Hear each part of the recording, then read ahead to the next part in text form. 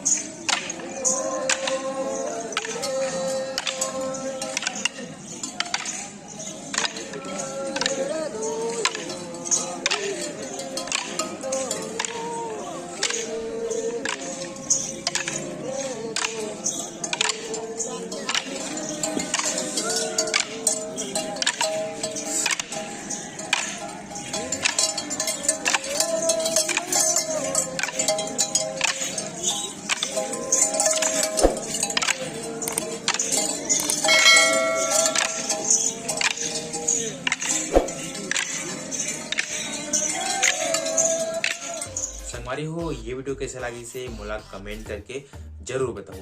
और आप मन देखो कि कैसे हमार जो भाई मन है वो मन अपन नृत्य ला गुरवाना जो गोंडी भाषा है ओमे गा गा के नृत्य ला करत रहिसे। तो संगवारी हो, ऐसे वीडियो और देखना चाहते हो तो हमारे यूट्यूब चैनल ला सब्सक्राइब करो और बेल आइकन जरूर दबा दो। तो चलो संगवारी हो, मिलते हैं अब नेक्स्ट वीडियो में। तब तक के लिए जय हिंद, जय भारत, जय छत्तीसगढ़ संगवारी हो।